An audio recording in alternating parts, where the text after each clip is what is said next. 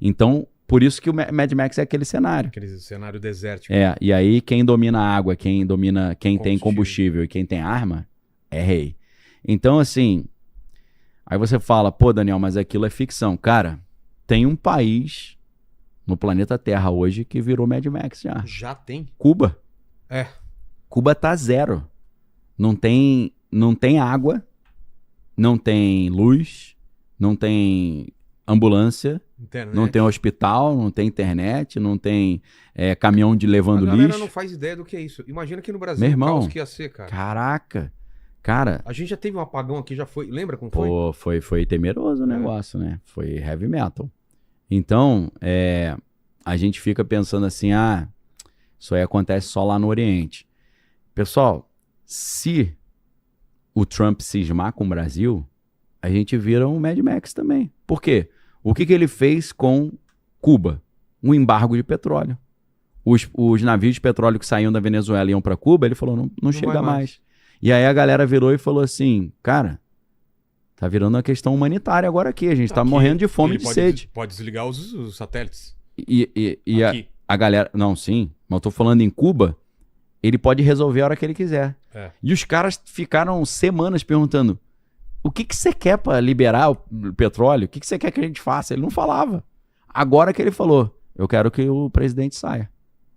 E o cara tá falando que não quer sair. Numa entrevista agora ele falou que eles estão conversando comigo, me chamaram pra conversar. A gente tá conversando. Aí o que o Cuba fez? Cuba, pela primeira vez em décadas, liberou presos políticos. Já tá querendo agradar, né?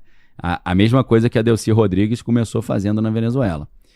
Então, imagina se o Trump cisma com o Brasil e fala, se não me der as terras raras, ou se o Lula não sair, não renunciar, eu não mando... Se não acabar com o PCC, o Comando Vermelho... Eu não deixo mais entrar petróleo e diesel. Você duvida que ele faria um negócio desse? Eu não duvido. Hoje em dia, não. O cara Se me falasse isso anos atrás... 6 meses atrás, né? Mas na atual conjuntura... Cara, tudo é possível. O cara cismar e der uma louca nele lá e... eu tava na Espanha. Aí... Eu tava em Barcelona. Eu pego o celular pra ver notícia, tá falando. Trump falou que vai embargar completamente a Espanha. Eu falei, pô, mas logo agora que eu tô aqui. Aí, por quê? Porque a Espanha não quis aceitar o Trump pousar um avião que tava indo pra guerra no Irã. Só por isso. Ele ficou chateado e falou que ia bloquear completamente a Espanha. A Espanha não ia fazer mais comércio com ninguém.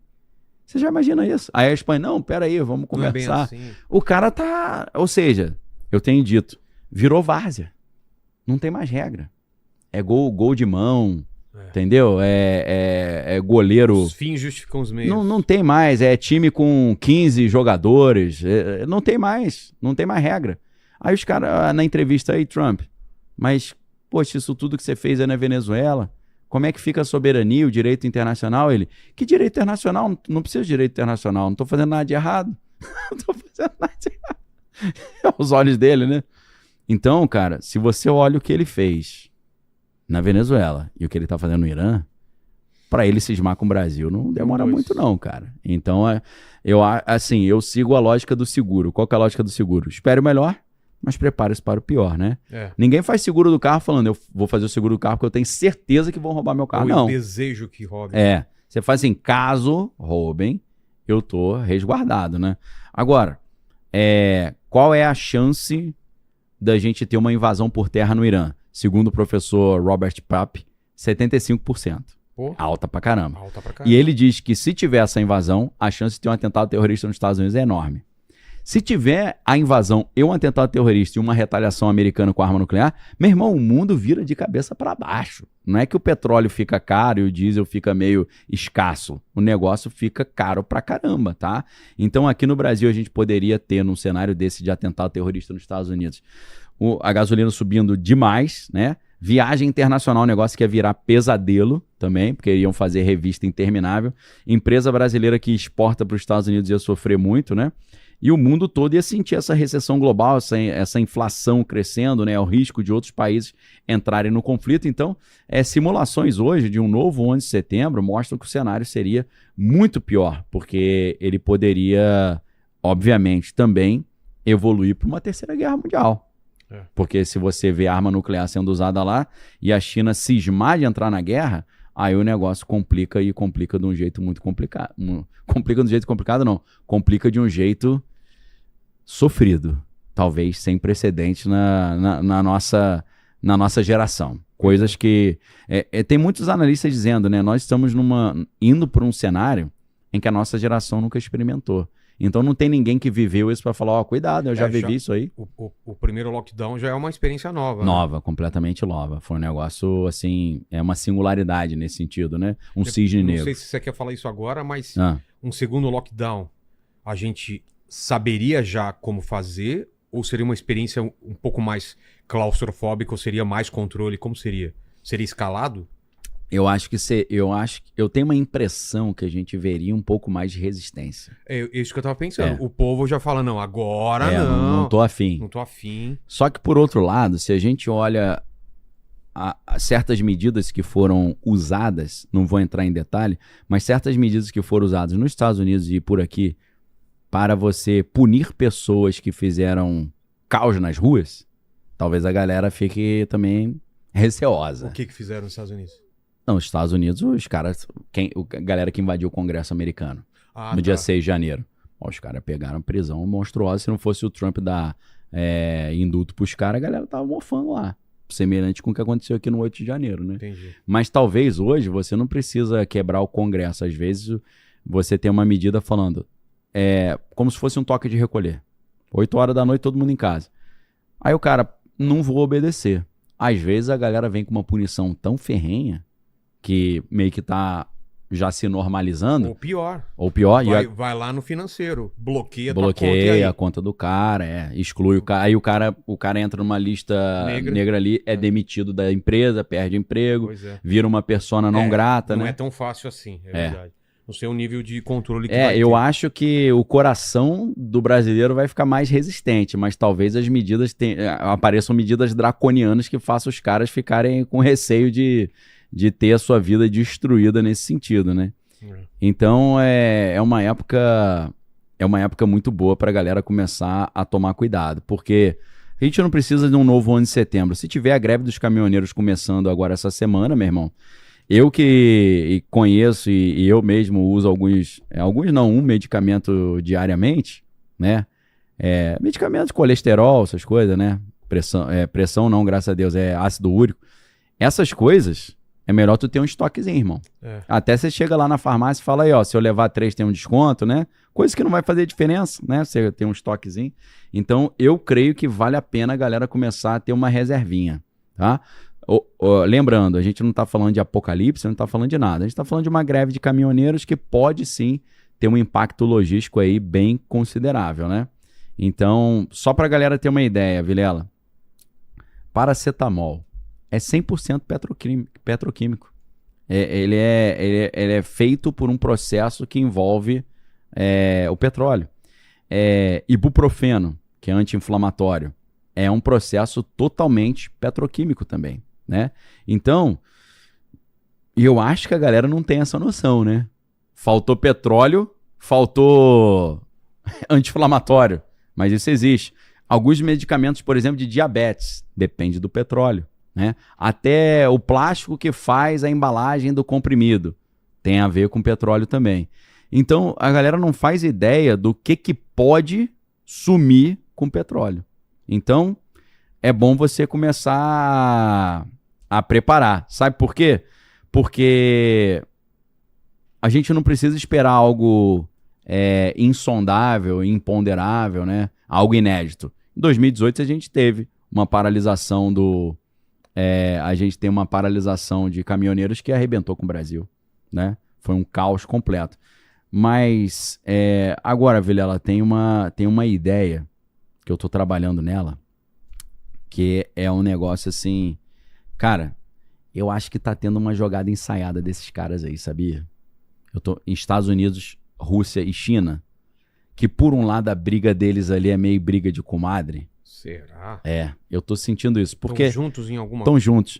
A China é mais difícil de você botar nessa equação, mas Estados Unidos e Rússia já estão mão dadas. Me parece. Estados Unidos e Rússia eu vejo mais provável. Com China eu acho difícil. Isso. Mas o que a gente vai ver agora? O Donald Trump, ele tá se preparando para a primeira visita em décadas de um presidente americano à China. O Trump já se encontrou várias vezes com Xi Jinping, mas não na China. Nunca na China? Não sabia dessa. Era sempre no exterior. Eles não tinham... há muitos anos, um presidente americano em exercício não visita a China. E ele está indo visitar a China porque, segundo o professor Jiang, que é chinês, eles estão indo lá para conversar como organizar a nova ordem mundial. Porque essa ordem mundial atual é muito boa para eles. Então, encerrar essa ordem... Porque os países são meio que interdependentes agora, Estados Unidos e China. Então eles estão indo conversar sobre como eles podem manter a sua hegemonia dentro desse mundo novo. E sabe como é que é o acordo? Terras raras. Não. Eu te dou uma coisa e você me dá outra? Então, é isso aí. O acordo é o seguinte. Um acordo com a Rússia. Putin, tô indo embora da Europa. Eu vou abandonar a OTAN. Eu não vou mais mandar dinheiro. Tá. Você fica com a Europa. Só que tem uma coisa. As Américas são minhas. Não vem querer dar pitaco aqui, vou fazer umas coisinhas lá, não enche o saco. É isso. Você tinha teus interesses aqui na Venezuela? Sai daqui. Se você sair daqui, eu saio de lá. Você toma, essa região fica pra você, mas essa aqui fica pra mim.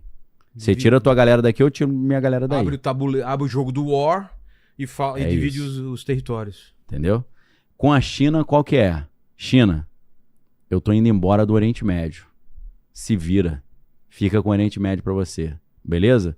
Mas, tudo que você tinha na América, aí agora é meu. Eu te entrego a Ásia, você me entrega a América. Entendeu? É esse que é o acordo.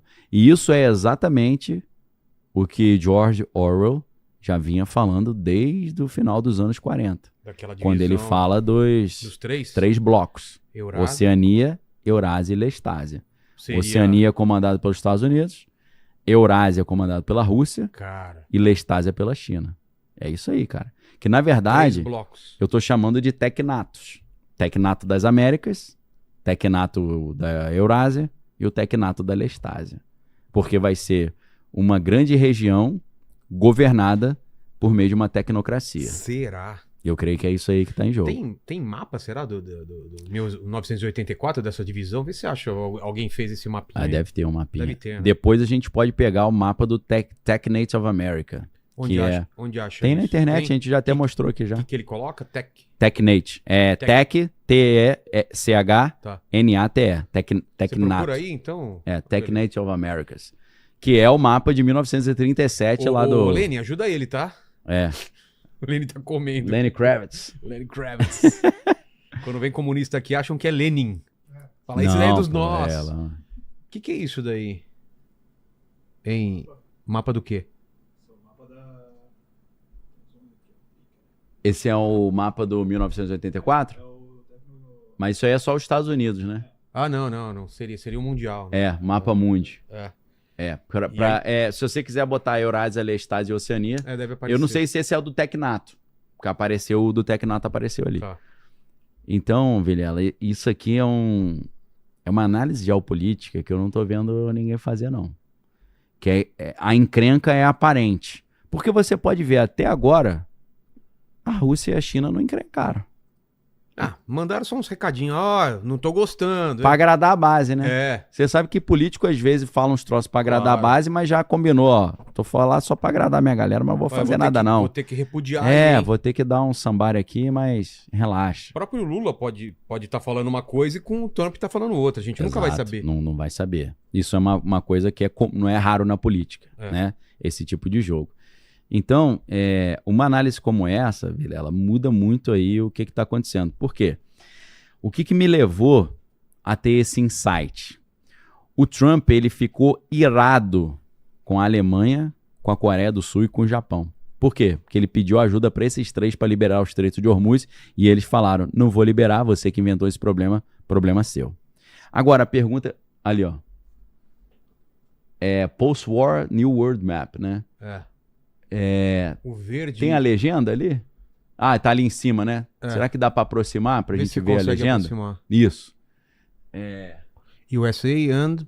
protetorados. Protetorados, né? É Commonwealth britânica vermelho e as nações. Exatamente. E o rosa é a União Soviética, né? Rosa. É mais ou menos isso, né? O azul é Oceania, o rosa seria Eurásia. Tá meio... Eu acho que Esse ano é muito do 1984, então, não, né? acho que o Lenin tem que ajudar mais aí, Lenin. Pô, o Lenin só pensa em comer, né? Por isso o que Lenin ele tá obeso assim, né? Exato, tá pesando 247 245 gramas. Gramas, tão leve que ele bateu um vento, cara, e o vento levou. Fala aí, Lenin. Não, eu tô perguntando aqui pra ele o que ele tá digitando aqui pra tentar... Achei que ele queria falar no microfone, né? Então, ele assim... Era conversa interna ali, ele só queria ver e a gente achando que ele queria falar ali no back office. Então, cara, por que o Trump chegou para esses 3 países, a gente tá falando especificamente, Alemanha, Coreia do Sul e Japão, e falou, vocês vão ter que me ajudar a liberar o Estreito de Hormuz. Por que ele escolheu esses 3? O que esses 3 países têm em comum? Primeiro, eles são os 3 países que têm a maior presença militar permanente americana fora dos Estados Unidos. E aí você fala assim, por que o presidente Donald Trump, ele chamou esses países e por que tem essa presença? É claro que isso aqui está relacionado diretamente à Segunda Guerra Mundial e à Guerra Fria. Por quê? Depois da Segunda Guerra Mundial, desde 1945, foi importante para os americanos terem bases fixas na Alemanha, que foi o grande inimigo deles na Segunda Guerra Mundial. Foi importante manter uma base na Coreia do Sul para conter a Coreia do Norte. E foi importante ter bases no Japão, porque o Japão também foi um dos grandes oponentes dos Estados Unidos. Então, o que acontece com esses 3 países na mentalidade de Donald Trump? Vocês 3, eu dou a maior ajuda para vocês de proteção, botando militares meus aí de graça, então vocês vão ter que me ajudar agora que eu estou precisando. E aí os caras falaram não, ele falou, ok, então vou sair fora. Então ele está usando esse tipo de situação de ter chamado a Alemanha, Coreia e Japão para ajudar e eles não terem ajudado, ele está falando, vou tirar meus militares daí. E aí o que acontece? A China, pô, obrigado, hein? E aí a Rússia, valeu, muito obrigado. Então a Alemanha agora está na minha mão e para a China, Coreia do Sul e o Japão estão na minha mão. Entendeu? Tava vendo aqui que o Tucker Carlson, ele pode se tornar inimigo do Estado após suposta ajuda do Irã. Estão falando que ele... Ele passou a informação? E que o Trump nem falou dele da invasão, falou que não invadir para pegar os caras de surpresa. Porque achava que ele tava passando informação pros caras.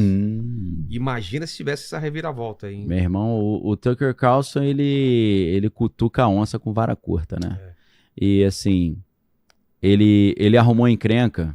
Uma das primeiras encrencas que ele arruma depois que ele sai da Fox News foi quando ele cismou de entrevistar o Putin na Rússia. E ele entrevistou. Os Estados Unidos falaram, não vai entrevistar. Falaram pra ele não entrevistar. Ainda mais na época do Biden, né? Porque o Trump é amigão, né? Agora Biden. E aí o que aconteceu? Os caras espionaram o celular dele. Viram mensagem dele com a equipe do Putin pra ver se tinha alguma coisa. Então ele já tá na reta já há muito tempo. O que aconteceu com o Tucker Carlson, já que você citou isso? Aí, ó, a conversa dele com o Putin. O Tucker Carlson, ele fez uma entrevista com o embaixador americano em Israel, que é o Mike Huckabee. E ele fez essa entrevista com ele e foi um quiprocó terrível. Por quê? O Mike Huckabee que convidou ele para fazer a entrevista. Só que o Tucker Carlson fala mal pra caramba de Israel, critica a beça. Então, ele falou, olha, eu vou, não tô nem aí. Não quero nem saber se eu vou ter algum problema em Israel, mas ele foi. Só que o que acontece? Na hora que ele foi combinar onde é que seria a entrevista, ele falou o seguinte, olha, eu só preciso de uma coisa. Quando eu chegar no aeroporto, vocês mandem alguém do consulado para me buscar e me levar até o consulado. Porque fazendo isso ele ia garantir que não ia acontecer nada com ele. Porque se alguém explodisse o carro dele, ia matar um funcionário do consulado americano. E aí o consulado americano falou, não, a gente não vai poder fazer isso. Aí ele falou, peraí, vocês querem que eu entreviste o embaixador e não querem garantir nem me pegar no aeroporto? Pra me levar até o consulado? Então ele começou a achar estranho. Aí ele falou, então como é que a gente vai fazer? Os caras falaram, então a gente faz a entrevista no aeroporto. Você chega no aeroporto e vai embora. E aí o que aconteceu? Ele chegou no aeroporto, fez a entrevista. Na hora que ele terminou a entrevista, o pessoal do exército e da inteligência israelense enquadraram a equipe dele toda. O cara ficou mais de 10 horas agarrado na sala. E aí eles falando, libera aí a minha equipe, a gente precisa ir embora. Eles vieram com um avião fretado particular, o avião tinha que ir embora, né? Era um avião alugado, que ele tava na Europa, então eles alugaram o avião, gastaram a grana pra ir até Israel. E aí sabe o que os caras falaram? Não, pode ir embora, depois a gente libera ele. Aí ele falou, não, só vou embora quando liberar. Então o que acontece? Tucker Carlson foi entrevistar o Putin, deu problema, espionaram o celular dele. Ele foi entrevistar o Mike Huckabee em Israel. Arrumou um monte de encrenca. Agora, meu irmão, com esse negócio de Irã, os caras arrumaram um jeito de quebrar as pernas dele. Se ele der mole, né? E o Tucker Carlson, ele não é qualquer um não, tá? O Tucker Carlson, o pai dele era agente da CIA. Então ele vem de uma família muito importante. Ele cresceu junto com a família Bush. Ele conhece toda essa galera de criança. Bem enturmado. Então. Bem, mas ele tá peitando forte, né? Então é complicado. Eu preciso ir ao banheiro, chamar uma pergunta aí sobre o que a gente já falou. Você tem alguma separada já, Santa? Tenho sim. Então manda aí. Bem no jeito aqui, ó. Bora. Vamos lá. Daniel, você acha que uma possível retaliação do Irã poderá acontecer na Copa do Mundo? Já que é o evento com maior audiência do mundo? Cara, eu não acho que é impossível não, entendeu?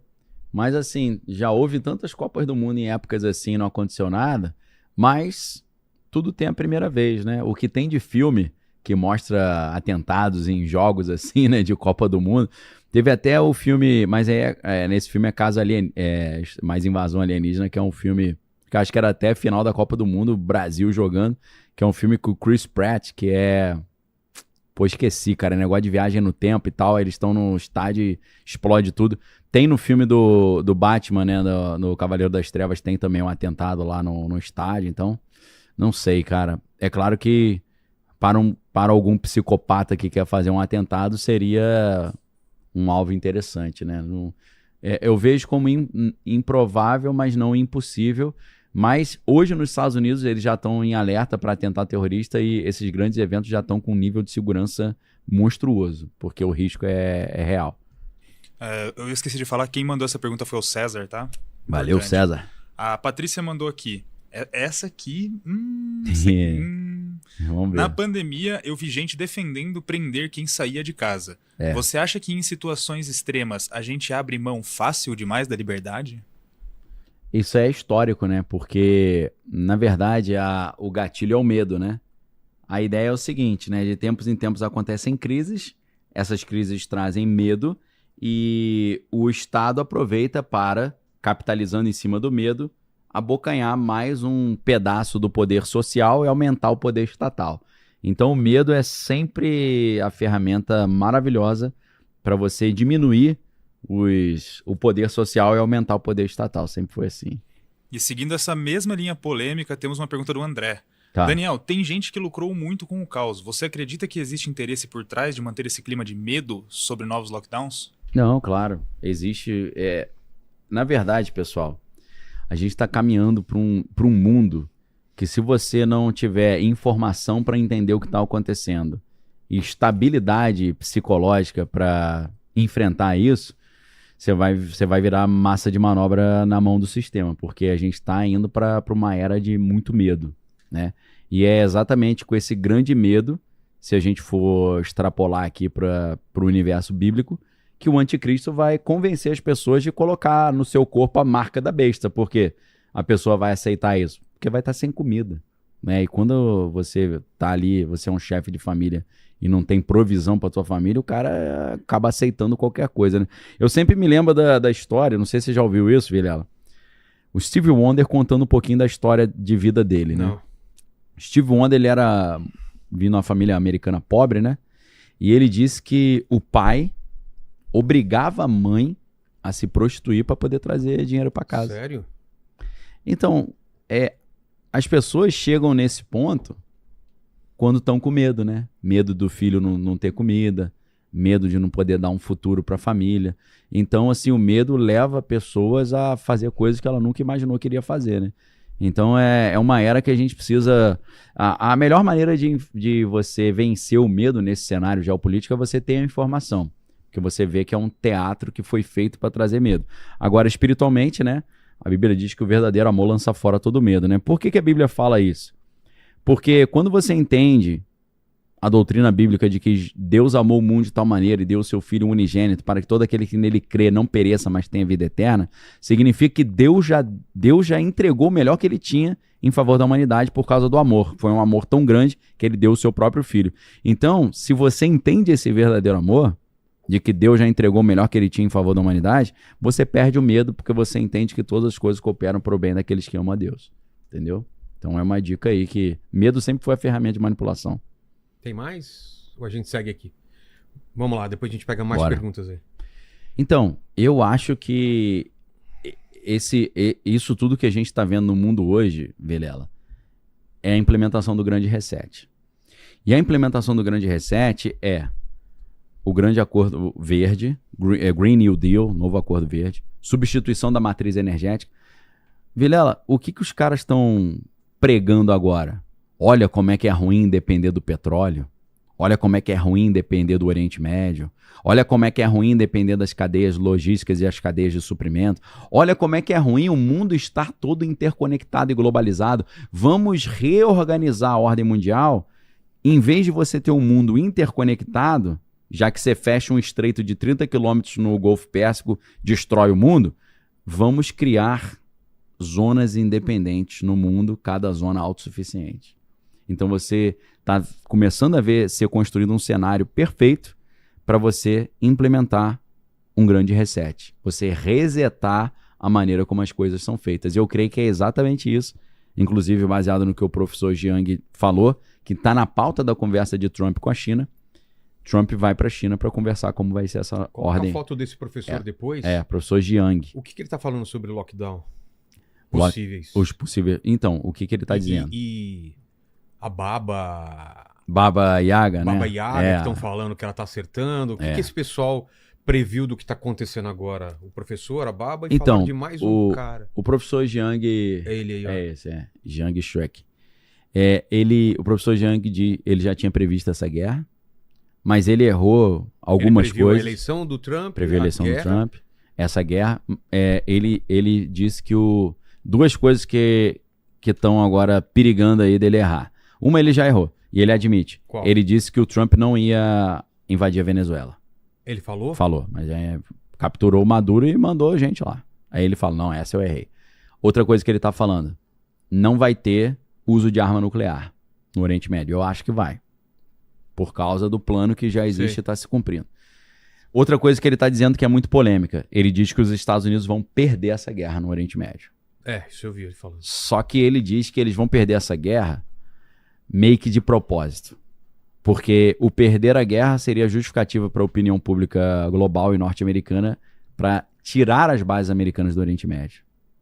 Só que, segundo o professor Jiang, eu não concordo com essa ideia, lembrando aqui, eu estou comentando a fala dele, isso aqui no Brasil é sempre uma dificuldade, né? A gente comenta a opinião dos outros e fala que não concorda, o cara fala, o Daniel concorda com isso. Poxa, eu estou claramente dizendo que eu não concordo e que existe uma razoável possibilidade dele errar. Ele diz que... Só corrigindo, tá? É Baba Vanga. Baba Vanga. Baba Yaga. Baba Yaga, é porque eu tô vendo John Wick. Os caras estão falando aqui. Não é verdade, é Baba Vanga. Eu tô vendo John Wick com meu filho. Pô, então demais, eu assisti cara. o último agora, que foi o Parabellum lá, que eu acho que é o terceiro, né? E agora falta a bailarina. Ainda, bailarina eu não vi ainda. E todo dia eu chego em casa, meu filho, vamos ver o próximo, pai. Baba Yaga ou John Wick, pô. Então, peraí, deixa eu pegar o fio da meada. Você não aqui. concorda com ele? Ah, tá. Ele falou que os Estados Unidos... Unidos... claro o que ele tá falando e você não concorda. O que ele diz. Porque você me perguntou o que ele tá prevendo.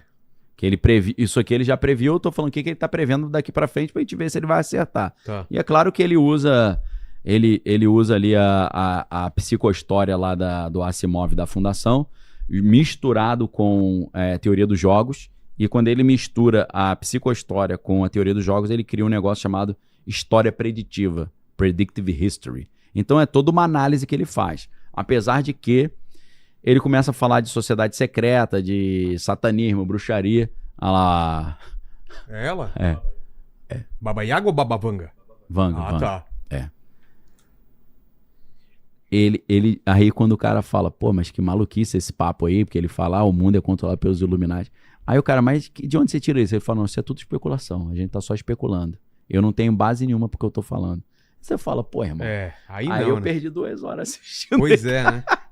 Pra inventar, eu invento, eu mesmo. Pô, se for pra fazer roteiro de filme, a gente faz aqui no ChatGPT, né? Mas ele tá dizendo que Israel que vai ser o grande vencedor dessa encrenca toda, porque os Estados Unidos vão perder a guerra contra o Irã, vão abandonar as bases militares e vão entregar essas bases militares para Israel. Israel vai realizar um sonho que eles têm, que é o sonho de criar o grande Israel, The Greater Israel, que é indo do rio Nilo até o rio Eufrates. Então pega o Egito e vai até o Iraque, entendeu? Então ele acha que é isso que vai acontecer. E ele acha que... Aí ele começa a tocar em algumas coisas que fazem sentido no livro do Apocalipse. Ele usa o livro do Apocalipse como referência, porque o Trump está dizendo que está cumprindo o livro do Apocalipse, e o Netanyahu, na última aparição que ele teve, né, antes dele dar esse sumiço, ele falou que eles estão preparando a vinda do Messias. Ele mandou essa. Então a galera tá falando papos bíblicos escatológicos, final dos tempos apocalípticos, né? Então ele diz que Israel, essa parte é muito interessante, Israel vai construir o grande Israel, indo do rio Nilo até o rio Eufrates, e vai virar um polo mundial de tecnologia. As empresas de tecnologia que estão no Vale do Silício vão se transferir para Israel. Eu não sei se isso vai acontecer, eu estou falando o que o professor Jiang está dizendo. Então Israel vai criar um império e... Você ainda não se inscreveu? Deu like e comentou? Você tá brincando com o perigo.